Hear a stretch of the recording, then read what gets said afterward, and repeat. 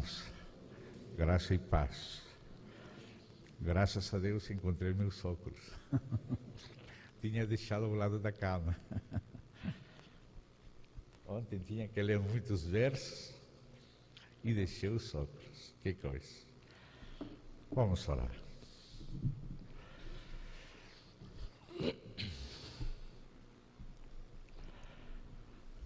Querido Pai, muito obrigado, Pai, em nome do Senhor Jesus Cristo. Viemos diante de Ti, Senhor, através do precioso sangue do Senhor. É a única base pela qual estamos diante de Ti. Agradecemos, Senhor, a preciosa nova oportunidade que temos. Concede-nos aproveitar ela, Senhor. Que o Senhor possa escrever em nossos corações, em nossos entendimentos. Que o Senhor possa nos afirmar no homem interior. Que o Senhor possa conquistar mais de nosso coração. Que nós possamos Te conhecer mais.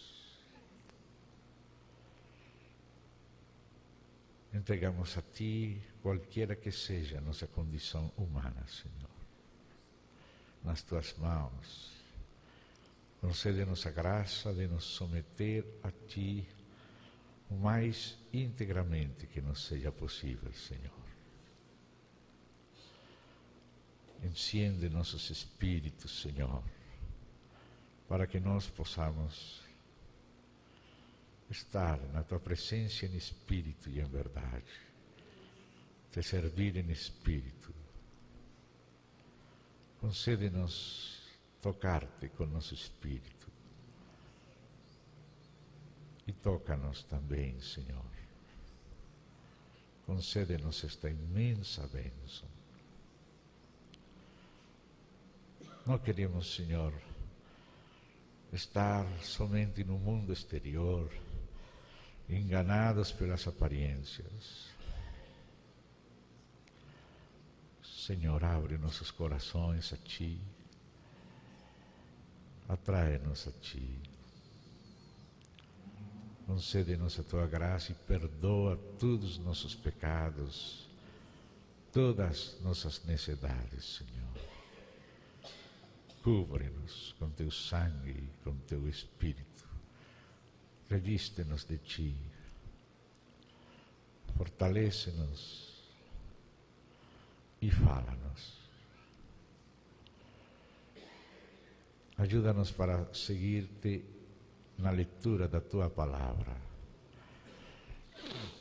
Que nós estemos lendo apressadamente, Senhor, correndo na agitação de nossa própria alma, Senhor. O Senhor conhece quão fácil é para nós nos afastar de Ti e seguir em pós de nós mesmos, ainda na religião. Por isso invocamos Teu nome, Senhor. Ajuda-nos no dia de hoje. Pedimos isto em nome de Cristo Jesus, confiando em Ti. Amém. Irmãos, com a ajuda do Senhor Jesus, vamos estar dando continuidade aos assuntos que temos estado ouvindo nestes dias. Sexta-feira à noite, identificamos alguns itens fundamentais do testemunho da igreja, o primeiro do qual era a Trindade. E ontem à noite, sábado, nos detivemos na consideração da divindade do Filho de Deus, que tem que ver com a Trindade. Logicamente, quando estamos vendo um aspecto da verdade, Ainda que não podemos estar falando todas as coisas ao mesmo tempo, temos que estar tendo presente também a outra cara.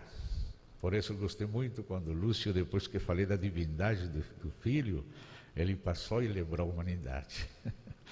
E se estivéssemos falando da humanidade, teríamos que lembrar a divindade. Amém? Porque o Senhor é Deus e agora o Senhor também é homem. Ele é verdadeiro Deus, Filho de Deus, Deus com o Pai, e Ele é homem conosco, igual a nós em tudo. São as duas caras, as duas naturezas, divina e humana, da pessoa do Senhor Jesus. Hoje estaremos vendo outro aspecto relativo à divindade e à trindade. Mas, ainda que nós estemos neste momento falando do aspecto da encarnação e da humanidade, Ele está presente de maneira tácita. Amém? Não temos que perder o equilíbrio. Somente falamos de uma coisa para que depois se possa falar da outra e as duas são verdade. Amém? Então, falamos ontem da divindade do Filho nos planos da essência e da natureza divinas. A essência e a natureza. O Pai, o Filho e o Espírito Santo têm a mesma essência divina. E o Pai, o Filho e o Espírito Santo têm a mesma natureza divina. Que diferença há entre essência e natureza? Essência se refere àquilo que determina que um ser seja como ele é. Essa é a essência desse ser. O determinante que caracteriza as qualidades de um ser. Então, a essência divina somente é de Deus. Somente Deus é Deus. A essência divina é o próprio de Deus. Portanto, a essência divina se refere aos atributos incomunicáveis de Deus. Ou seja, que somente Ele é, ninguém pode ser, ninguém será, só Ele é em si mesmo, só Ele é Deus, só Ele é eterno, só Ele é onipotente, só Ele é omnisciente, só Ele é omnipresente. São qualidades, atributos incomunicáveis da essência divina. Os seres se diferenciam uns dos outros pela sua essência e pela sua natureza. E existe o que é próprio de Deus, o ter vida em si mesmo. Isso é próprio e exclusivo de Deus. E o Pai, o Filho e o Espírito Santo têm a mesma essência divina. O ter vida em si mesmo, autossuficiente, com todas essas características que acabamos de ver de onipotência, onisciência, onipresença, eternidade, unidade, etc. Divindade, deidade. Natureza, por outro lado, que também o Pai, o Filho e o Espírito Santo têm a mesma natureza. A diferença de essência, natureza se refere aos atributos comunicáveis de Deus, ao seu caráter, à sua bondade, à sua justiça, à sua misericórdia. E por isso na Bíblia fala que nós, a igreja, somos participantes quando recebemos ao Senhor em nossas vidas. Somos participantes da natureza divina, como disse Pedro na sua segunda epístola. Nós não somos participantes da essência divina porque seríamos também Deus. Mas nós não somos Deus, nem seremos Deus. O único Deus é eterno e é trino. É Ele que é Deus. Mas Ele quis que nós fôssemos como Ele, que participássemos da sua natureza, dos seus atributos morais.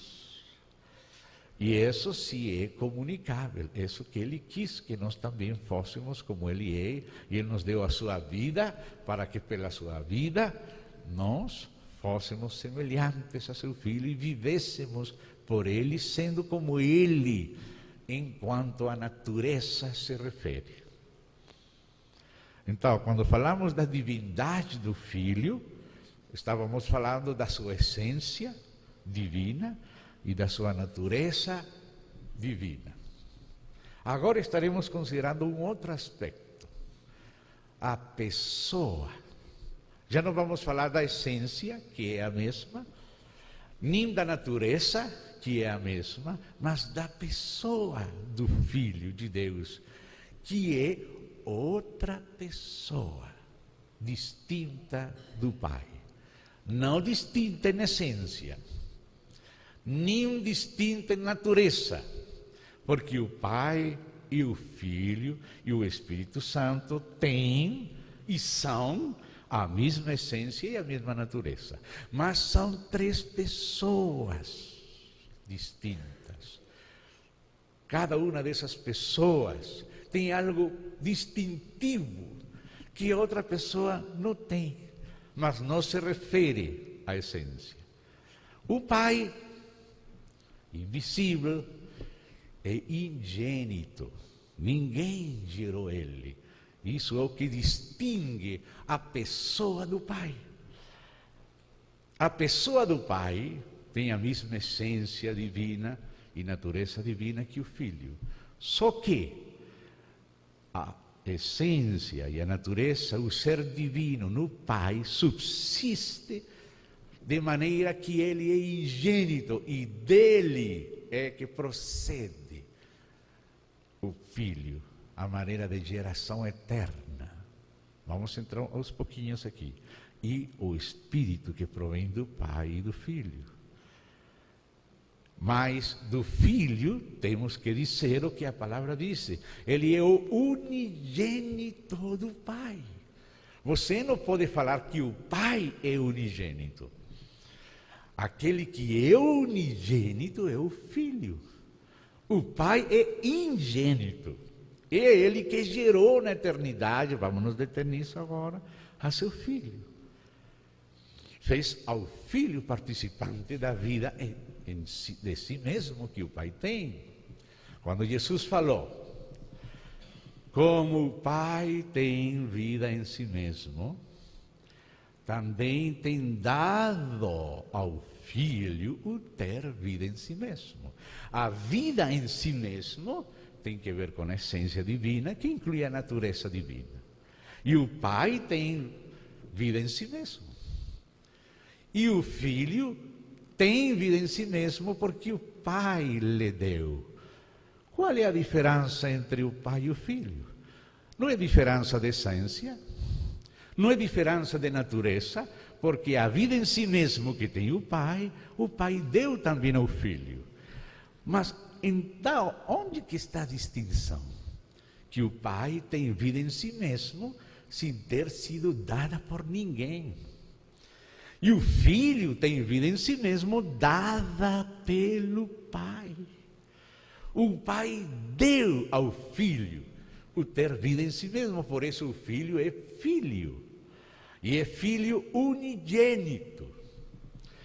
Você não pode falar, você não vai encontrar na palavra de Deus nunca a expressão Pai unigênito, porque o Pai não pode ser unigênito. Mas o Filho é unigênito do Pai, porque tem vida em si mesmo, dada pelo Pai. Agradou o Pai que no Filho habitasse toda a plenitude. Então, a divindade no Filho é a mesma divindade que no Pai, só que no Filho aquela divindade subsiste como gerada. Por isso, unigênito. Vamos nos deter na palavra gerada, que não é criada. Vamos nos deter daqui a pouco. Mas, por enquanto, vamos lembrando as expressões bíblicas acerca do Filho. O Filho tem vida em si mesmo, essência e natureza divinas, dadas pelo Pai. Por isso ele é Filho. Por isso ele é unigênito. Então, o que distingue ao Filho do Pai não é a essência nem a natureza, sino que na pessoa do Pai, a essência e a natureza divina subsistem de maneira ingênita. E no Filho subsistem como unigênito. A diferença, a distinção entre ingênito, não gerado, e unigênito, único Filho do Pai. E a diferença com a pessoa do Espírito Santo é que o Espírito Santo procede do Pai e do Filho. A primeira vez estivemos nos detendo um pouquinho essa expressão, essa característica do Espírito, que é esse Espírito do Pai e Espírito do Filho. Do Espírito se diz claramente que procede do Pai e também do Filho. A característica que distingue o Espírito Santo não é uma essência diferente, não é uma natureza diferente, e que a essência e a natureza divina subsistem como procedentes no Espírito Santo. Você não pode falar nunca que o Pai procede de algum lugar, mas você tem que falar que o Espírito de Deus procede do Pai e do Filho. O Pai é aquele que exala o Espírito e através do Filho. Então, pelo Pai, pelo Filho, o Espírito procede. A procedência é a característica distintiva do Espírito, mas não é uma essência distinta, não é uma natureza distinta. É a mesma essência e a mesma natureza divinas, mas que subsistem como procedentes no Espírito. O Pai é ingênito e não procede, mas ele gera e exala, gera o Filho e exala o Espírito. O Filho é também Deus como o Pai, mas ele é unigênito, esse é o distintivo do Filho. E o Espírito Santo procede do Pai e do Filho, mas aquele que procede é também Deus, com essência e natureza divinas, mas é Deus procedente. Em cambio, o Pai é Deus gerante, Deus exalante, e o Filho é Deus unigênito, e o Espírito é Deus procedente, é o mesmo Deus, mas com características que cada um deles tem, e por isso temos que falar que são três pessoas distintas, mas um só Deus verdadeiro, como falou por primeira vez nosso irmão Tertuliano, naquele livro que ele escreveu contra Praxeas, que era um presbítero unicista, que tinha uma tergiversação da revelação bíblica, e ele teve que escrever aquele livro para mostrar a distinção das pessoas no único Deus. E essa frase tão famosa na história da igreja: há um só Deus, mas três pessoas distintas. É original de Tertuliano, baseada na sua consideração mais completa da palavra de Deus. E ele escreveu essa frase num livro chamado Contra Praxeas. E Praxeas era um presbítero de Roma que ensinava a heresia unicista, dos chamados só Jesus. Aqui vocês também têm só Jesus, igrejas unitárias. Então, estamos vendo que neste temos que ir devagar. E agora, hoje, vamos entrar na pessoalidade distintiva do Filho de Deus. Já não vamos falar da divindade, porque já vimos ela, vimos o testemunho de Deus, Pai, Filho, Espírito, os profetas, os apóstolos, a Bíblia, Antigo e Novo Testamento, já vimos. Então, já vamos dar por sentado isso. Agora vamos falar isso do aspecto da pessoa própria, também divina, do Filho de Deus. Então, vamos para isso ao livro O Evangelho de João.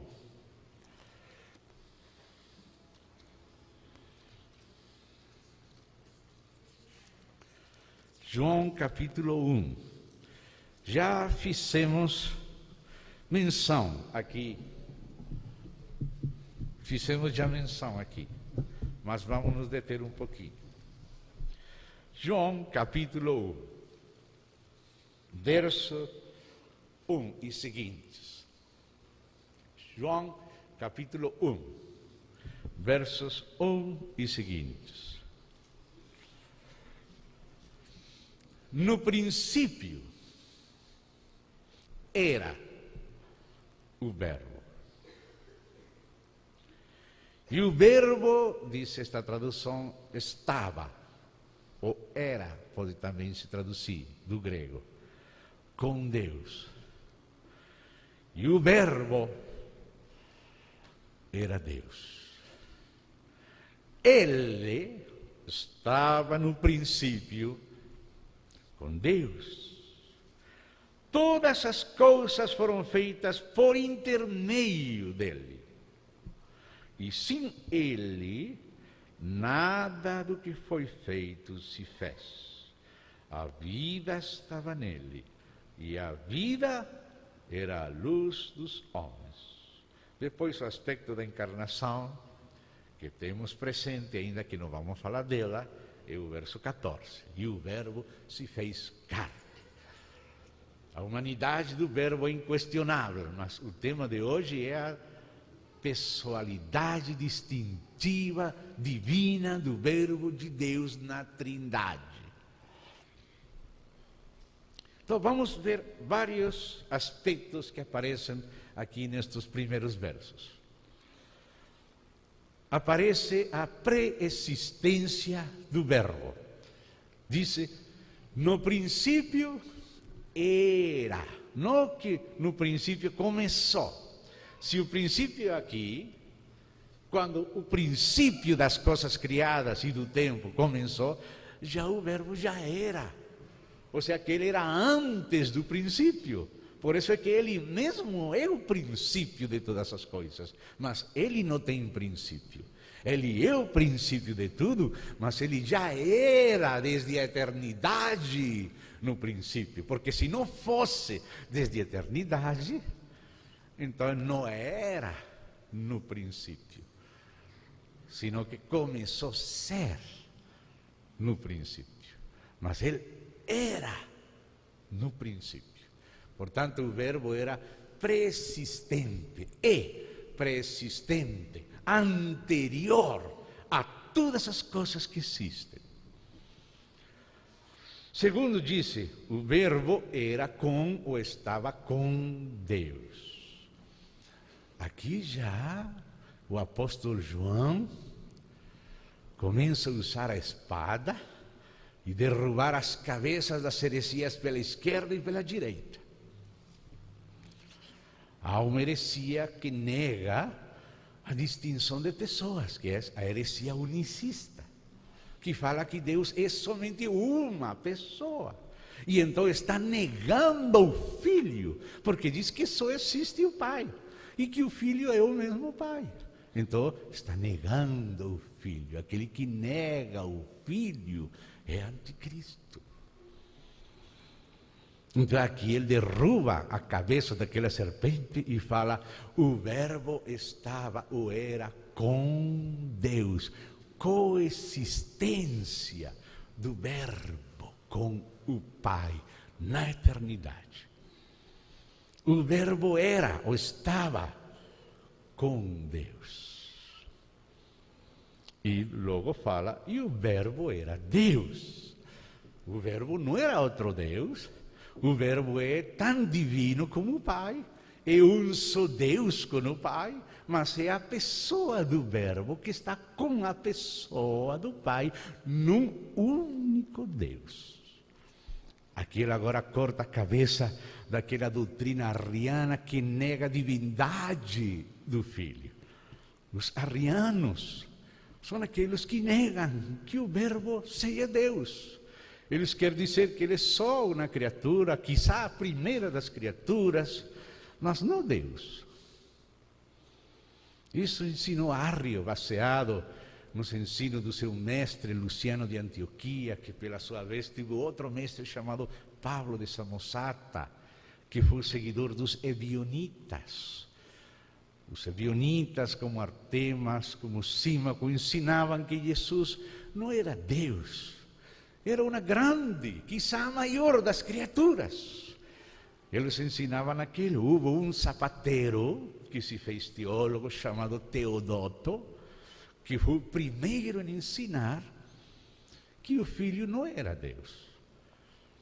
Começou a negar a divindade do Filho, daí surgiram os ebionitas, Artemas, um dos principais deles, Pablo de Samosata, Luciano de Antioquia, mestre de Arrio, até chegar a Arrio. Arrio foi o grande promulgador da negação da divindade do Filho.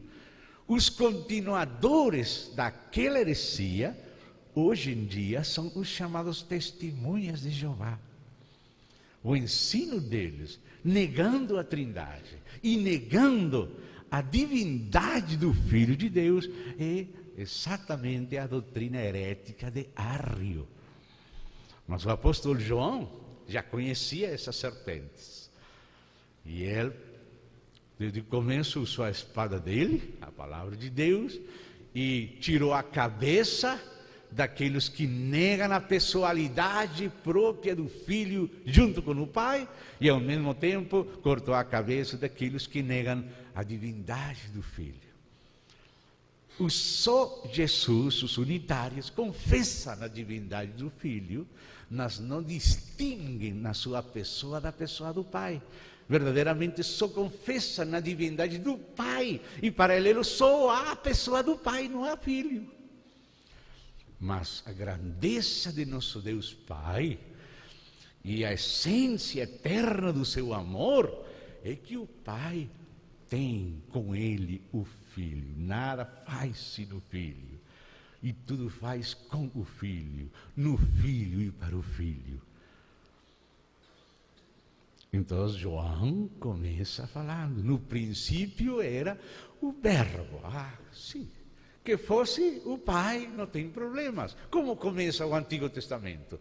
No princípio, Bereshit, bara Elohim, het hashamashim ved haaretz. No princípio criou Elohim, os céus e a terra. Criou Elohim. No princípio criou Elohim. Aí falou Elohim, nome de Deus, mas lembre-se, a primeira noite, aquela terminação in de Deus implica na unidade, pluralidade. Não pluralidade de deuses, pluralidade de pessoas, 3 pessoas, num só Deus. Por isso diz, no princípio era o Verbo. Agora João está começando o Novo Testamento, porque, claro, nós temos o Novo Testamento agora ordenado aqui no Ocidente, colocando primeiro Mateus, Marcos, Lucas, João, depois Atos, depois a Epístola de Paulo, depois de Tiago, Pedro, João, Judas, Apocalipse. Você vai à Bulgária, você vai para a Rússia, você olha o ordenamento dos ortodoxos, é um pouquinho diferente, porque a Bíblia não foi escrita nessa ordem. Uns escreveram por lá, outros por lá, em diferentes tempos, e foi sendo colecionada de diferentes maneiras. Mas quando você vê os 4 evangelistas, qual dos 4 evangelistas fala da eternidade passada do Filho? É João. João começa na eternidade. Mateus não. Mateus começa falando que ele é o filho de Abraão e ele é o filho de Davi. Mas João começa falando que ele era o Verbo, que era no princípio, e estava com Deus e era Deus. Mateus começa falando do ministério dele em Galileia. João começa falando do ministério dele na Judeia, antes de ir para a Galileia. Quando você vê as listas dos 12 apóstolos, João aparece terceiro, e aparece sempre no grupo íntimo. Mateus aparece de sétimo, no sétimo lugar. Então, o testemunho de João é um testemunho que vai além e vem de além que aquele testemunho de Mateus. Portanto, eu acho que assim como o Antigo Testamento, com Moisés em Gênesis, começa no princípio, criou Deus os céus e a terra, agora João começa o testemunho no Novo Testamento também, no princípio, naquele princípio de Gênesis 1, já era o verbo, aí está escondido na palavra Elohim, estava com Deus e era Deus. Todas as coisas por ele foram feitas, e sem ele nada do que foi feito, foi feito. João vem introduzir no Novo Testamento uma revelação mais larga que aquela que foi introduzida por Moisés no Antigo Testamento. Então aqui João está falando da eternidade do verbo, da divindade do verbo e da coexistência na eternidade e na trindade, na divindade do verbo com Deus. O verbo não tem princípio, ele é o princípio de tudo, mas ele mesmo vem da eternidade com o Pai. Por que isso é assim? Vamos nos deter agora um pouquinho na palavra verbo. Verbo. Por que João chamou o Senhor Jesus de verbo? Vocês sabem que João escreveu o Evangelho e as epístolas depois de escrever Apocalipse. Ele escreveu Apocalipse, o mais anterior das datas pode ser ano 86, nos tempos de Domiciano Imperador. A história antiga, Justino Mártir, Ireneu, falam que nos tempos de Domiciano, João foi colocado preso na prisão na ilha de Patmos. E ele escreveu Apocalipse na ilha de Patmos. E no capítulo 19, ele vê aquele cavalo branco se chamando o Verbo de Deus. Ou seja, Deus escolheu uma palavra que já existia na linguagem filosófica da Grécia para identificar seu Filho, Jesus Cristo. E João viu que aquele cavaleiro do cavalo branco do capítulo 19 de Apocalipse, na segunda vinda de Cristo, era o Verbo de Deus, Rei de reis e Senhor de senhores. Então ele, inspirado por Deus, usou a palavra verbo, agora tomada da divina revelação, para aplicar ao Senhor Jesus, ao Filho de Deus, antes da encarnação. Mas a palavra verbo não foi uma palavra inventada por João. Foi uma palavra que Deus tomou da linguagem humana, que já existia. A palavra verbo já era usada desde os tempos do filósofo Heráclito de Éfeso. Ele já falava do verbo. Depois dele, Platão falava do verbo. Depois dele, os estoicos falavam do verbo. Quando João escreveu, ele pegou uma palavra que já existia, mas que foi escolhida por Deus para aplicar a seu filho e lhe dar um sentido definitivo.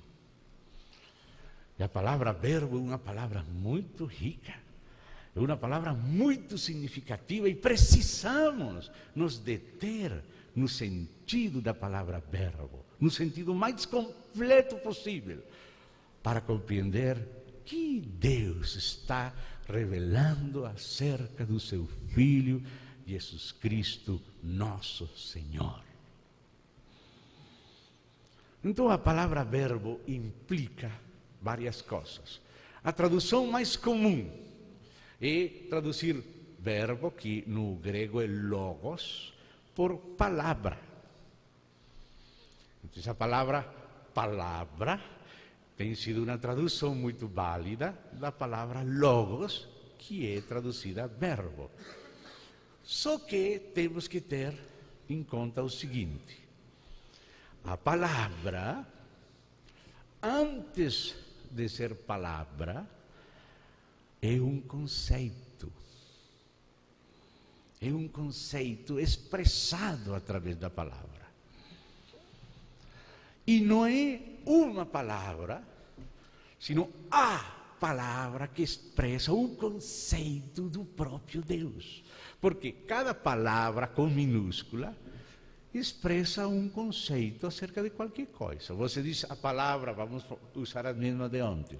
Você fala a palavra mesa, então a palavra mesa expressa o conceito de uma criatura, de um ser que é a mesa. A palavra cadeira expressa o conceito de uma coisa que é uma cadeira. Então existe a cadeira, o conceito de cadeira e a palavra cadeira. Então a palavra é acerca de um conceito e o conceito é acerca de uma realidade, de um ser. O ser se expressa através de um conceito e esse conceito se expressa através de uma palavra. Mas existe uma palavra, existe a palavra que expressa o conceito do próprio Deus. Já não é a palavra mesa, não é a palavra cadeira, microfone, filme, televisão, parede, teto, casa. Não. Quando Deus, e isso não é quando no tempo, isso é na eternidade. Usa quando somente como o literário, mas não ontológico.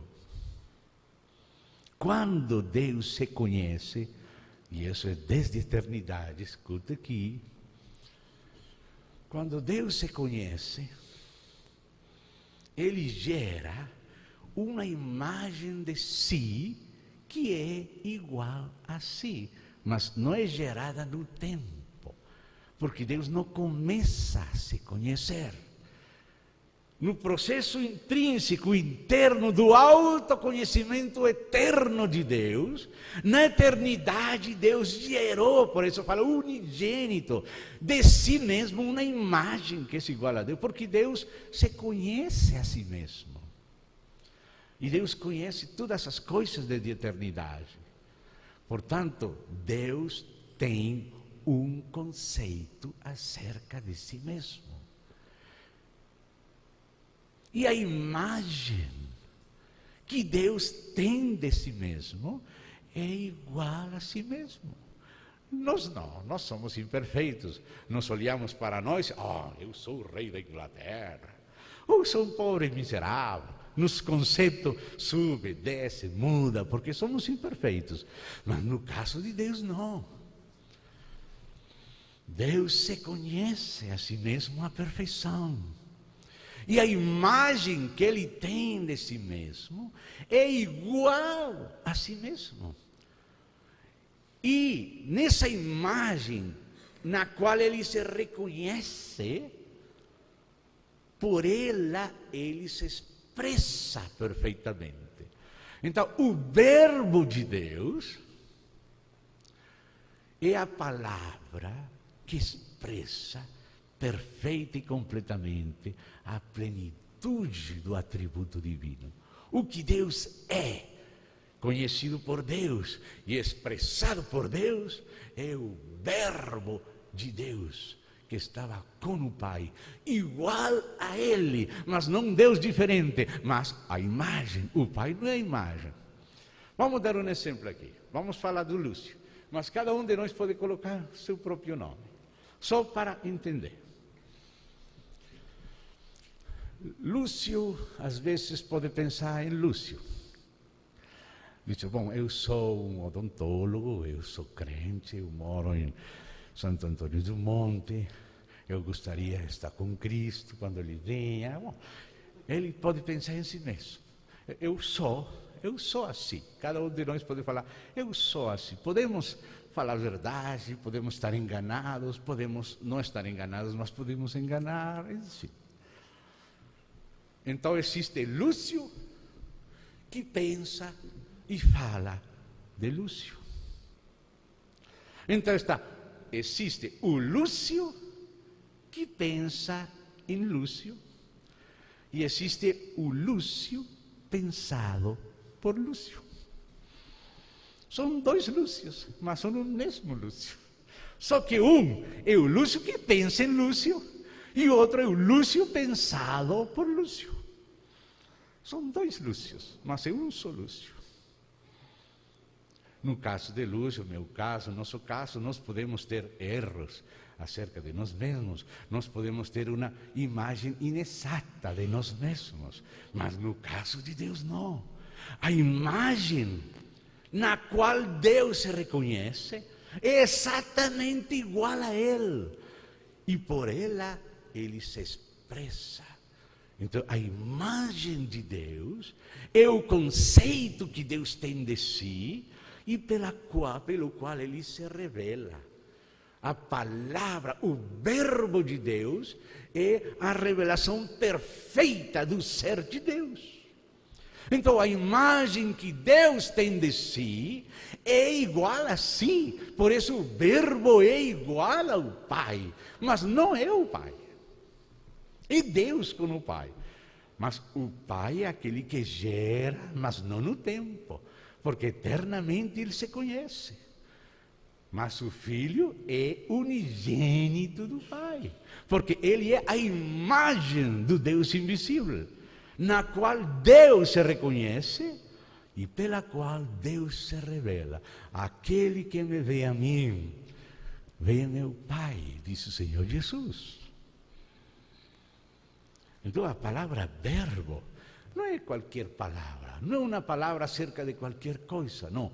É a palavra que expressa o conceito pleno de Deus, a autorrevelação de Deus. Deus disse, eu sou o que sou. Quando Deus disse, eu sou, essa é a palavra. Mas é uma palavra total, plena, cheia de si mesmo, é acerca de si mesmo. Não uma palavra acerca de mesas, cadeiras, profetas, salvação. Não, acerca dele mesmo.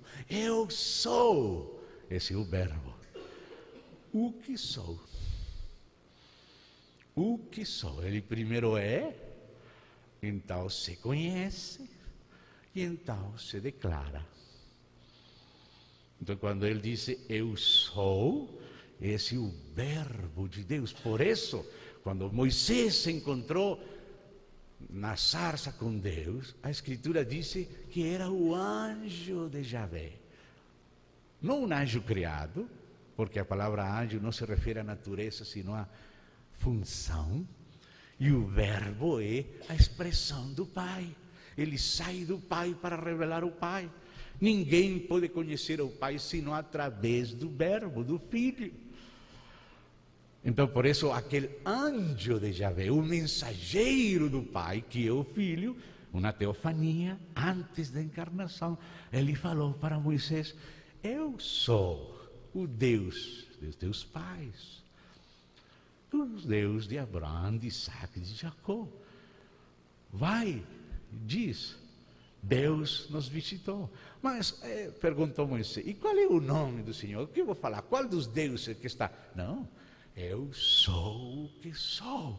Essas foram as palavras do anjo de Javé, do mensageiro do Pai, do verbo de Deus, do Filho de Deus, antes da encarnação. Então, se ele fala, eu sou, e expressa todo o seu ser, antes de falar, ele tem que se conhecer. Por isso ele não somente fala, eu sou. Ele fala, eu sou o que sou. Aí 2 vezes ele fala que é. é o mesmo Deus, mas o que sou é o Pai. Eu sou o que sou é o Filho. Por isso era que em Nicea, os irmãos que não quiseram aceitar a Arrio, nem Sabélio, porque Sabélio era unicista, Arrio negava a trindade e a divindade do Filho. Eles falaram que o Filho é Deus de Deus, luz de luz. E essa confissão está certa.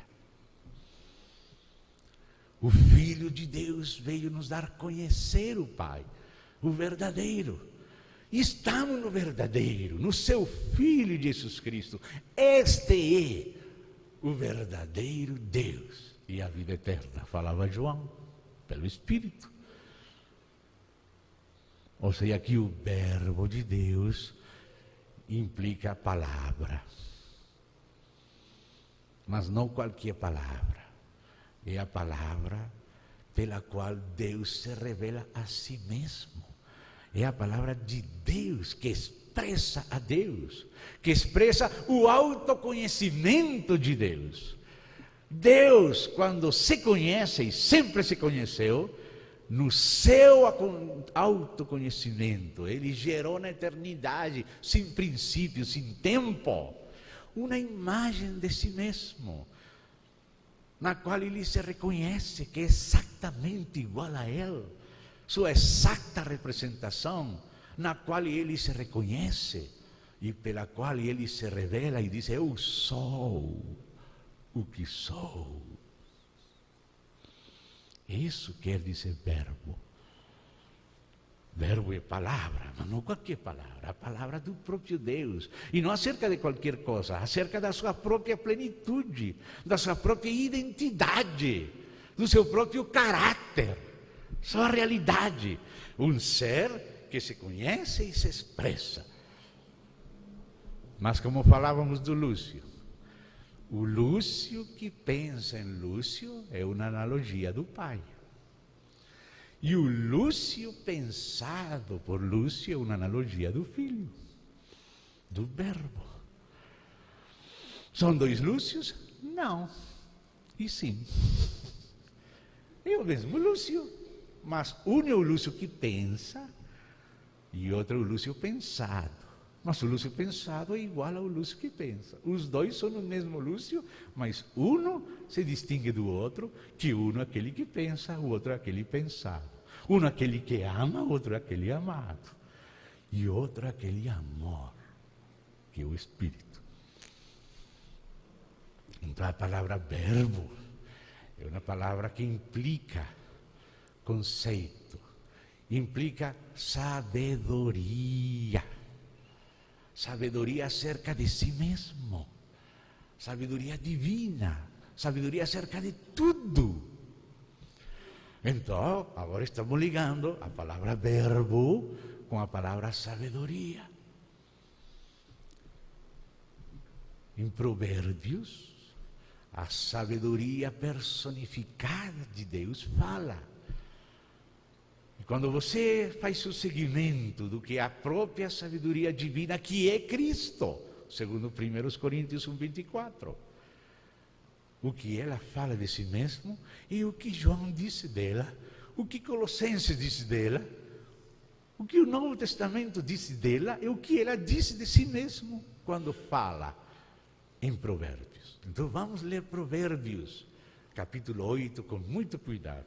Eu tenho aqui também a versão em espanhol para comparar as traduções, porque às vezes algumas traduções estão mais perto do hebraico aqui em Ferreira de Almeida. Às vezes estão mais perto do hebraico aqui em Reina Valera espanhol. Então eu vou abrir aqui as duas versões para fazer comparação na tradução, para que vocês tenham dois acessos ao sentido da palavra em hebraico. Provérbios, capítulo 8. Primeiramente vamos ver verso 12. Verso 12. Diz assim: eu, a sabedoria, habito com a prudência e disponho de conhecimentos e de conselhos. Aqui você vê que a sabedoria de Deus, a sabedoria divina, está personificada. Ela é uma pessoa. A sabedoria de Deus tem consciência de si mesmo. A sabedoria de Deus diz eu. Somente uma pessoa pode dizer eu. E a sabedoria divina diz de si mesma eu. A sabedoria. Não é a sabedoria como algo difuso, não. É a sabedoria pessoal de Deus. Porque a totalidade da sabedoria de Deus acerca de si mesmo e de tudo tem consciência de si numa pessoa que sabe que ela é a sabedoria de Deus, o verbo de Deus. Por isso falamos que o verbo é a segunda pessoa da Trindade, porque a primeira é o Pai. Então agora passemos, vamos saltar uns versos, vamos chegar no verso 22. Mas gostaria que lêssemos 2 versos antes. Primeiro, aos Coríntios 1:24. Já falei de memória, mas temos que lembrar que estamos falando para os mais jovens também. Então, 1:24, pelo Espírito Santo, diz o apóstolo Paulo: mas para os chamados, estou lendo aqui, fazendo tradução ao português do espanhol, porque já tenho aberto em Provérbios a Bíblia em português, não? Mas para os chamados, assim judeus como gregos, Cristo, poder de Deus e sabedoria de Deus. Porque também a sabedoria vira poder. Ele é omnisciente, Deus, e é onipotente. E a palavra de Deus tem todos os tesouros da sabedoria integrados na sua pessoa e tem tudo o poder. Ele é sabedoria, ele é conceito, ele é palavra, é tratado mesmo e é poder de Deus.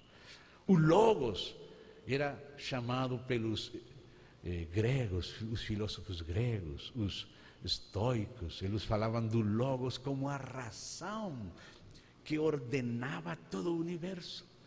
Eles, quando viam que todo o universo ordenado, eles diziam, não, tem que haver um agente que coloque em ordem, desde o princípio até o fim, que deu origem, ordenou e deu finalidade ao universo. E aquele agente invisível, aquela razão detrás de tudo, que ordenou tudo pela palavra, era chamada pelos filósofos gregos de Logos. Heráclito falou do Logos, mas não encarnado. Platão falou do Logos, os estoicos falaram do Logos, e Agostinho dizia, eu encontrei o Logos entre os gregos, mas não encontrei encarnado, mas em Cristo eu encontrei o Logos encarnado. Não só como pessoa divina, sino também humana. Então, aqui 1 Coríntios diz que Cristo é o poder de Deus e a sabedoria de Deus. E 5:26 de João, está aquele passagem que temos estado mencionando, mas que gostaria que os irmãos vissem isso aí, 5:26. Já tenho falado isto já ontem e hoje, mas para que os irmãos encontrem e marquem, se desejarem, porque como o Pai tem vida em si mesmo, assim também tem dado ao Filho o ter vida em si mesmo. O Pai e o Filho têm vida em si mesmo, mas o Filho tem vida em si mesmo dada pelo Pai. Por isso é unigênito do Pai, gerado do Pai, mas não gerado no tempo, sino gerado no autoconhecimento eterno de Deus. É o autoconhecimento eterno de Deus que gera a imagem de Deus que Ele tem de si mesmo, na qual se reconhece e pela qual se revela. Temos que falar que Ele é gerado, mas não criado. Ele é eterno, mas é gerado, unigênito do Pai, distintivo do Filho. Não na essência, não na natureza, mas na pessoa.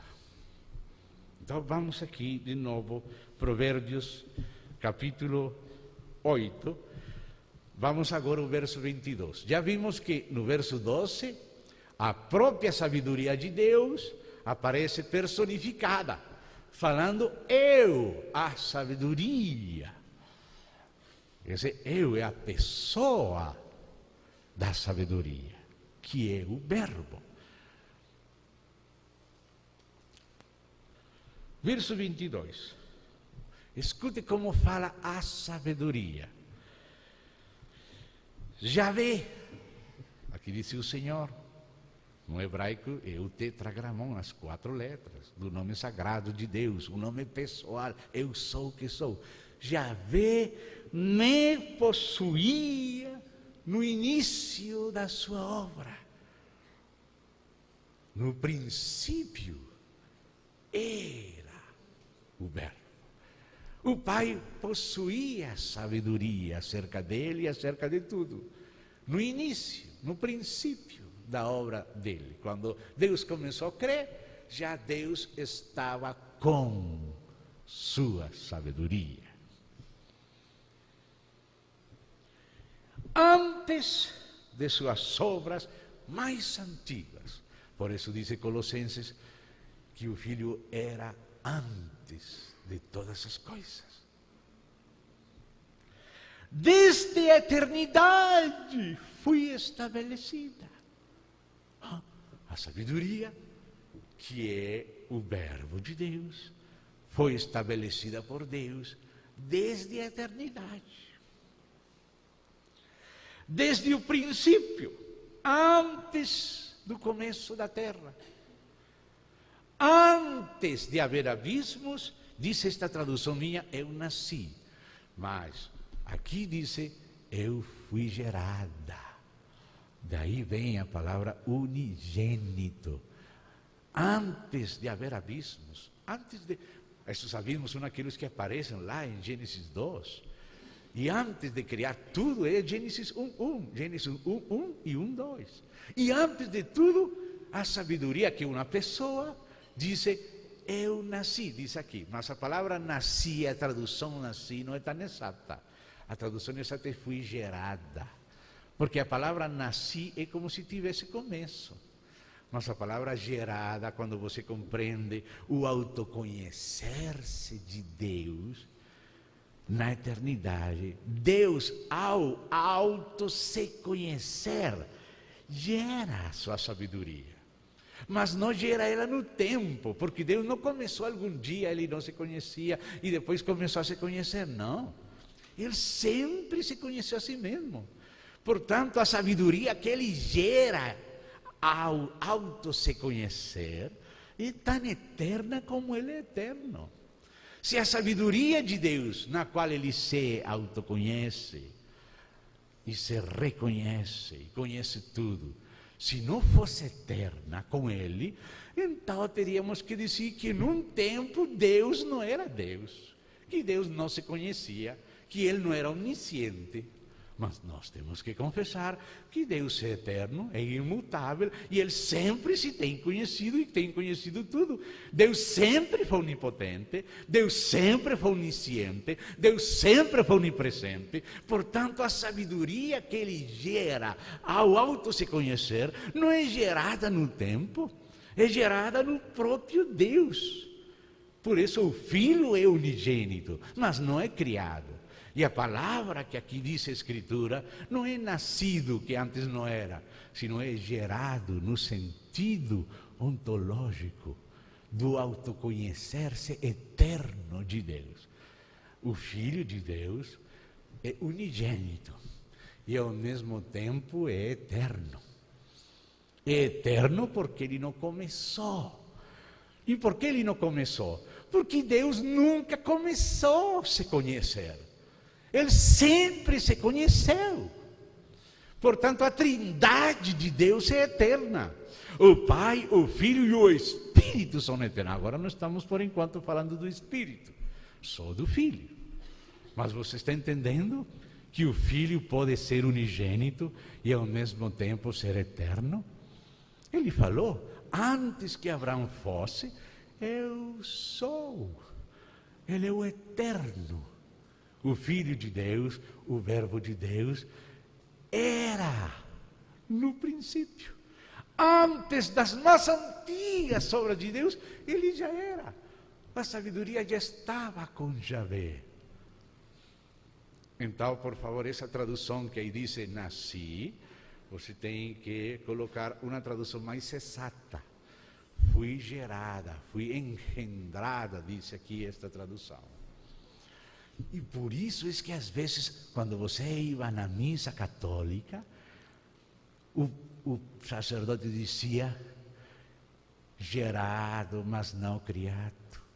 Porque eles estão trazendo aquela tradição do concílio de Nicéia, quando eles se reuniram para ver quem era o filho, porque alguns diziam que era uma criatura, outros diziam que era o mesmo pai. E qual era a verdade? Que ele não é uma criatura, que é Deus com o Pai, mas que é uma segunda pessoa, que está com o Pai desde a eternidade. Atanásio foi aquele que viu. Arrio não viu a divindade.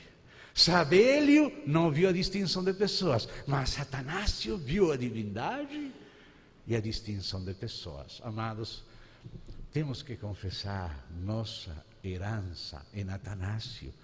Atanásio de Alexandria foi aquele irmão que pagou um altíssimo preço para confessar a divindade do Filho de Deus com o Pai.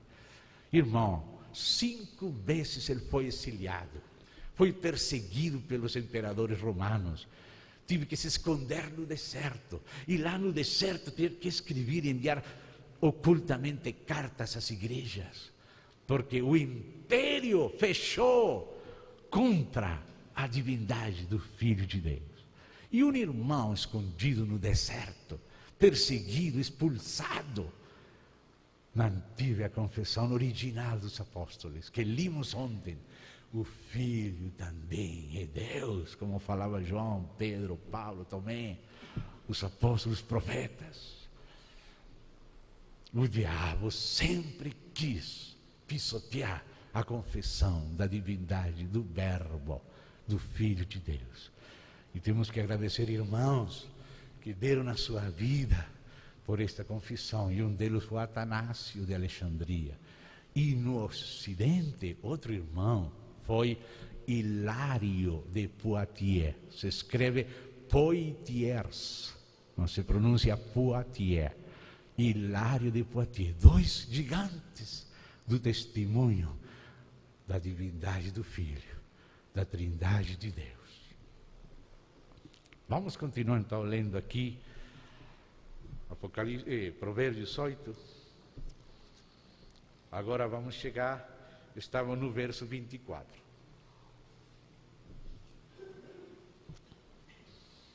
Antes de haver abismos, eu fui gerada. Essa é a tradução mais exata.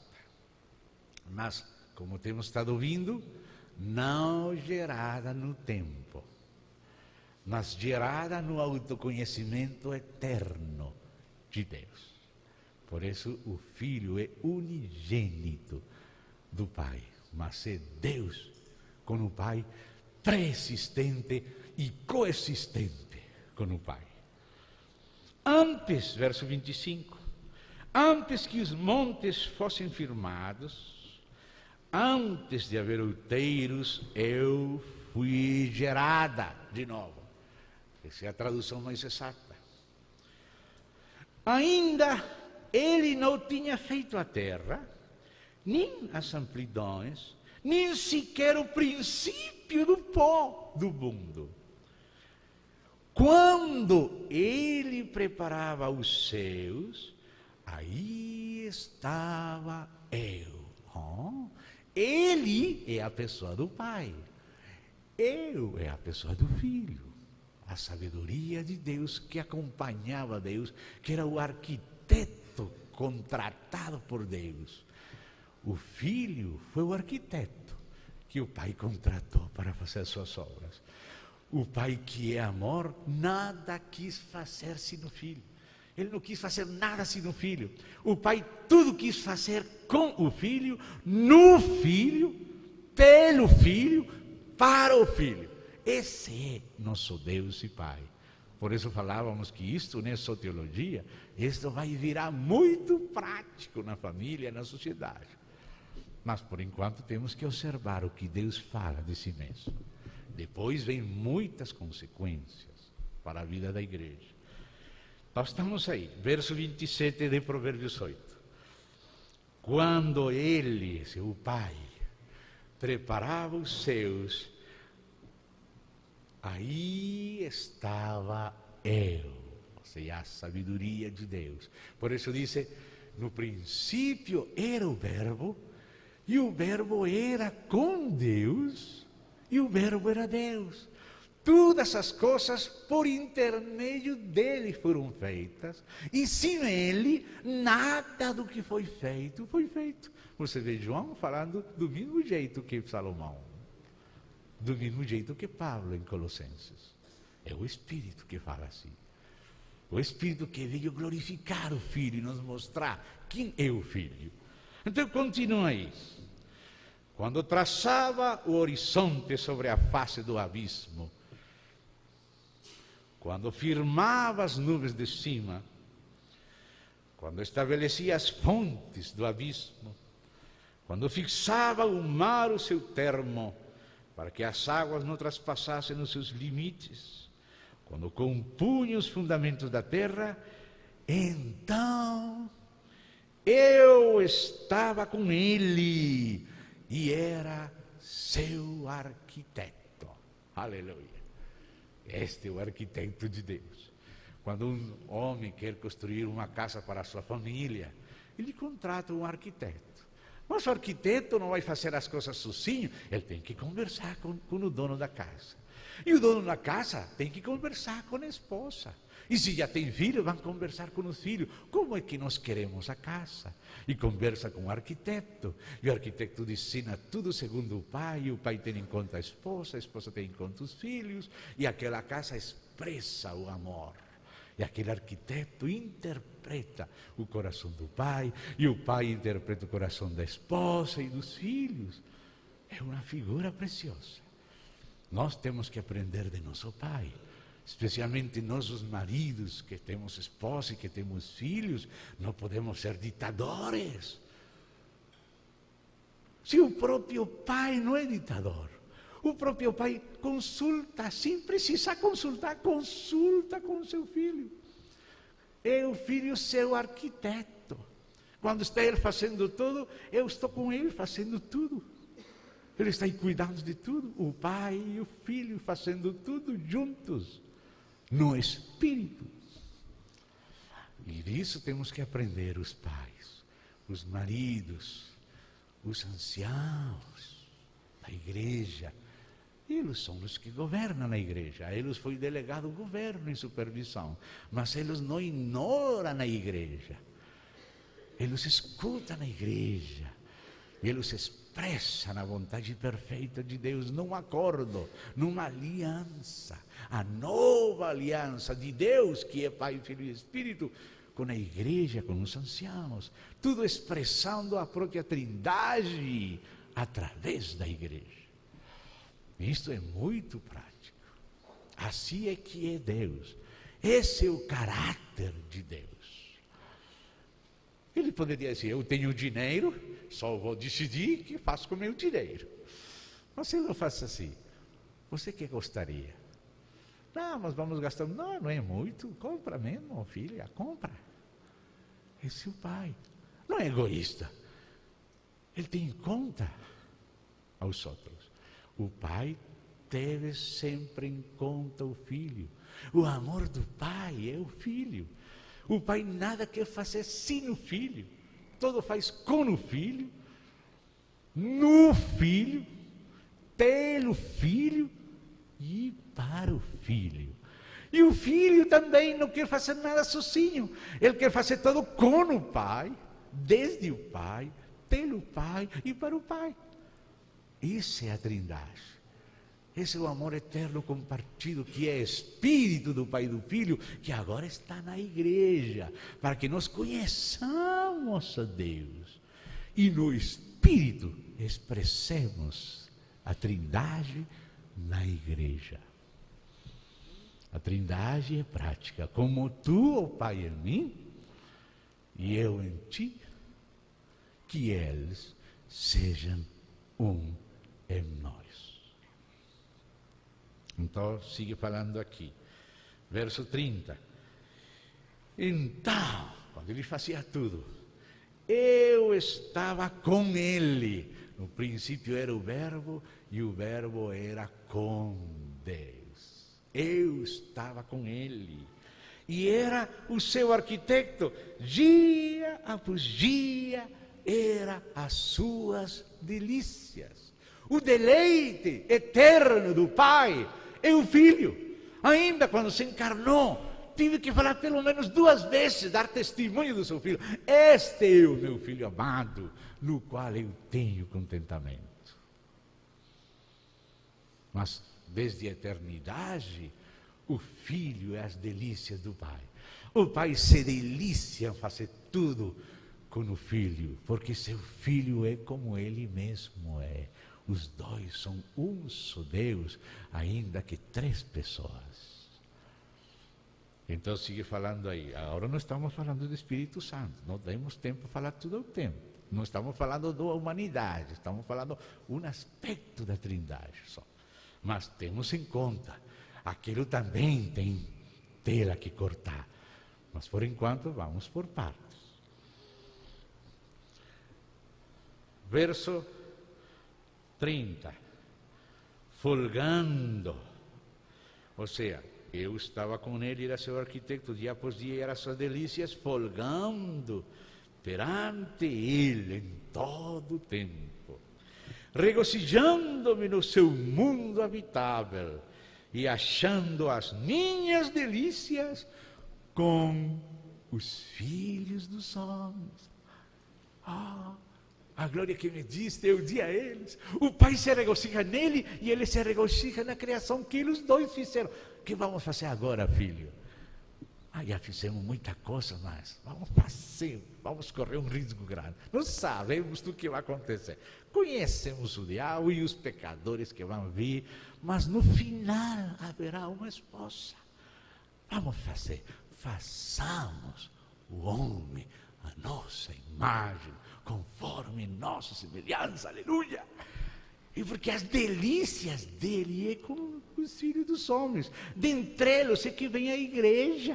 A igreja é o homem que ele planejava, o corpo do seu filho. Quando Deus fez humanidade, ele sabia que muitos se perderiam, mas que a igreja alcançaria o propósito. Então, existe humanidade para que exista a igreja. Por isso Deus não destruiu ainda o mundo, porque o mundo agora está pior que Sodoma e Gomorra, pior que antes do dilúvio. Mas o Senhor ainda está edificando a igreja e toma material da humanidade. Ainda existe humanidade, porque tem que haver igreja, porque essas são as delícias do Filho. E as delícias do Filho são as delícias do Pai. Por isso o Pai quis fazer bodas a seu Filho. Para isso estamos aqui, para ser vestidos, preparados para as bodas. Aleluia! Que chamamento altíssimo! Que chamamento imenso! Oh, nosso Deus, ficamos sem saber o que falar. Não sigamos sentados lendo. Achando as minhas delícias com os filhos dos homens. Agora, pois, filhos, ouvi-me, porque felizes serão os que guardarem os meus caminhos.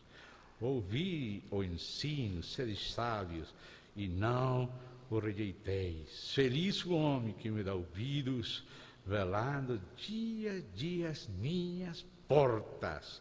Por isso estamos aqui, esperando as ombreiras da minha entrada, etc, etc.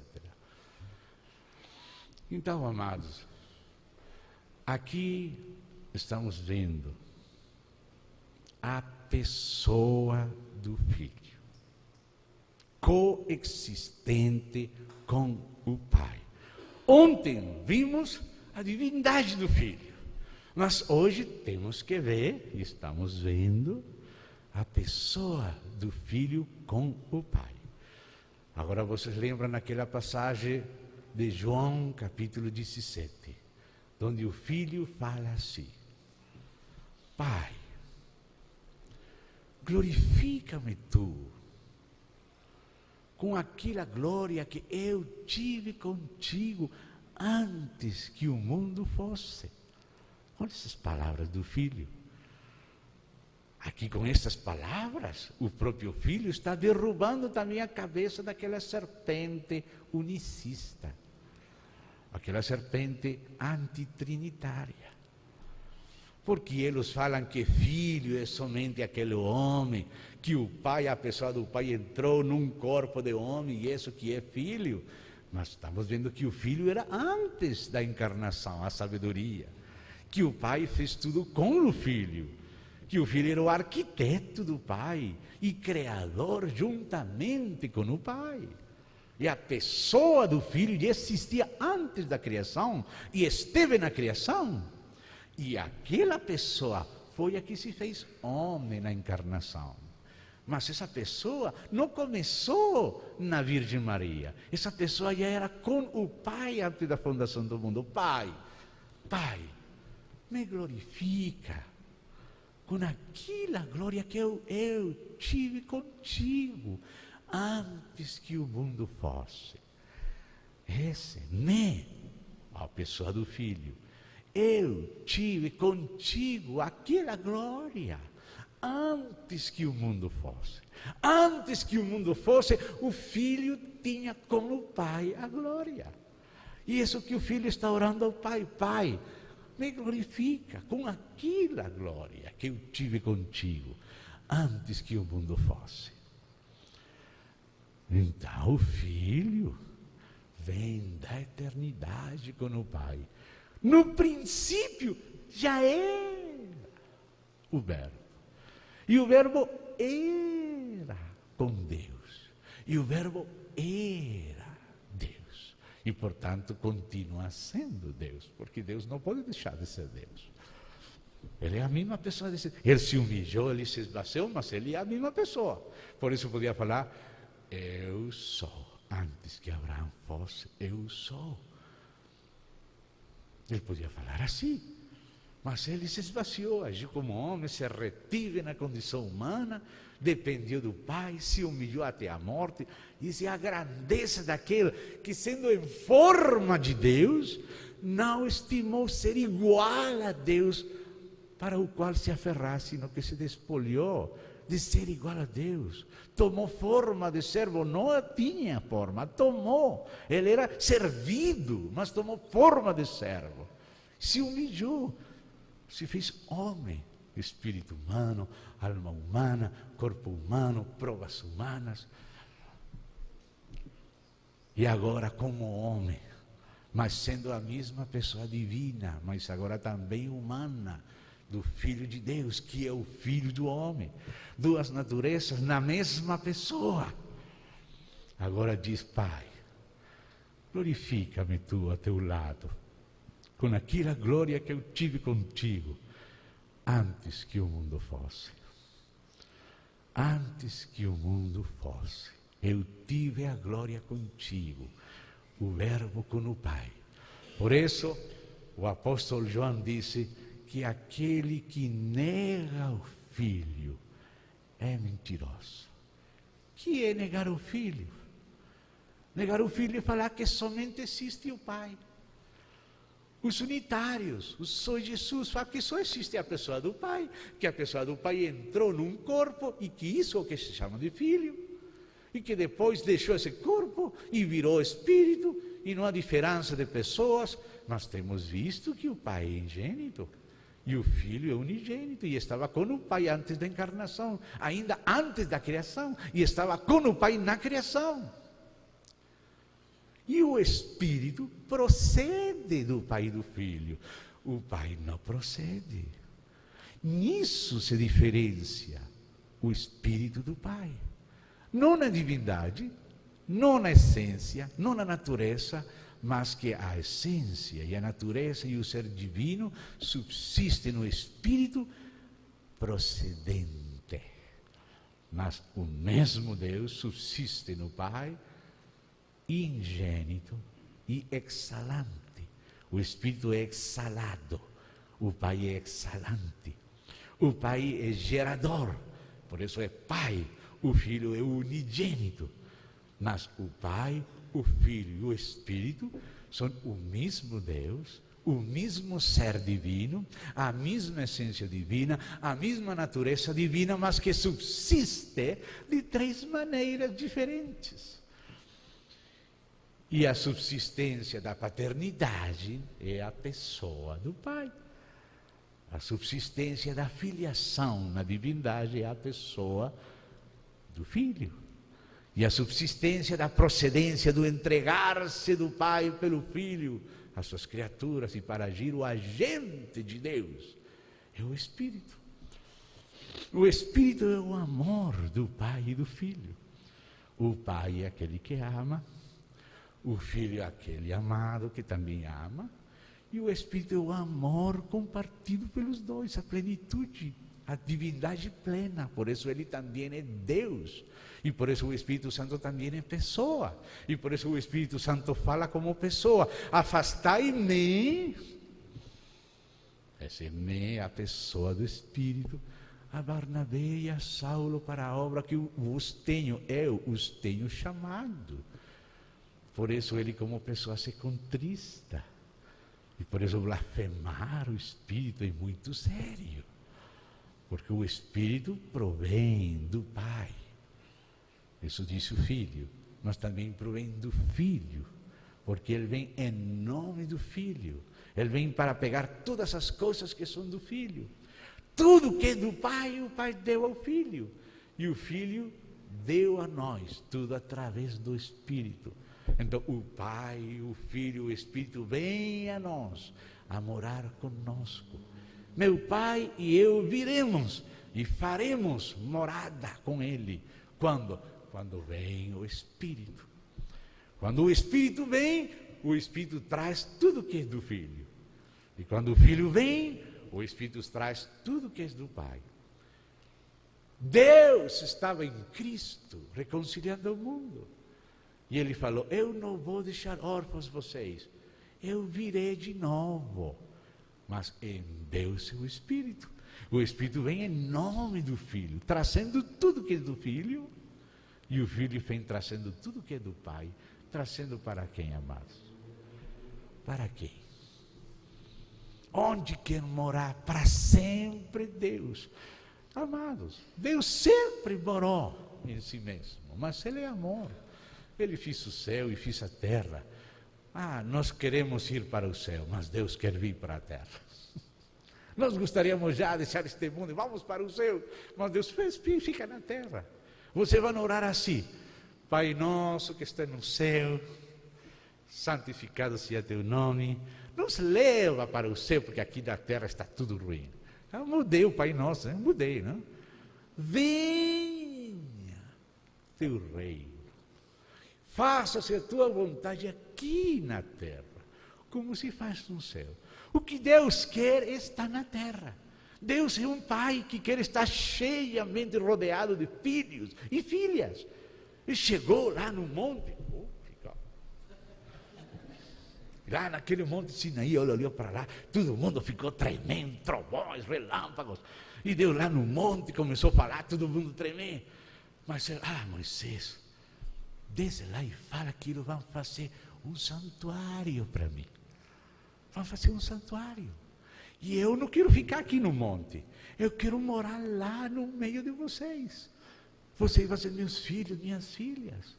Então eles fizeram aquele santuário de peles, de tábuas. Nem imaginavam que isso era a sua figura do verdadeiro santuário que é este que está aqui.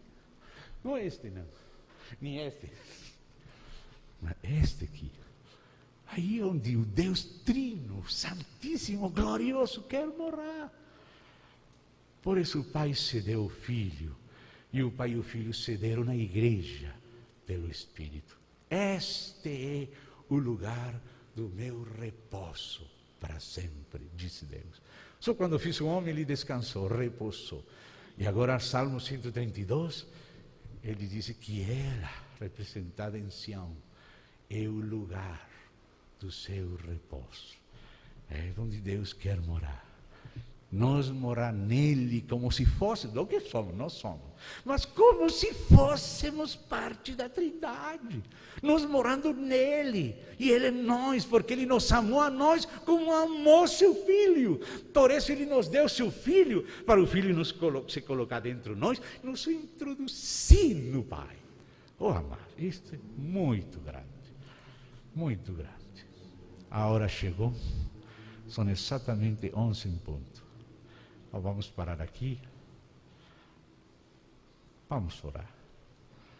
Vamos fechar os olhos, vamos olhar em nosso espírito a nosso próprio Senhor. Vamos dizer: Senhor, eu preciso, Senhor, me tocar. O Senhor escrever em meu ser a Tua palavra, como está prometido no novo pacto. Eu preciso, Senhor, viver na Tua presença nesta realidade espiritual. Querido Pai, esta Tua palavra que estamos lendo, que veio de Ti, nós temos crido que veio de Ti, nós temos recebido Teu Filho e a Ti em Teu Filho. Nós queremos que o Senhor consiga terminar a Sua obra de amor em nossas vidas. Agradecemos este supremo chamamento, estamos imensamente agradecidos, Pai. Ó Senhor, concede-nos responder a Ti, abraçando a Tua cruz pelo Teu Espírito em Cristo Jesus. Senhor, perdoa nossos pecados e nossa relutância. Ajuda-nos a Te amar e como uma noiva dizer sim a seu noivo. Em Cristo Jesus. Amém. Obrigado, irmão.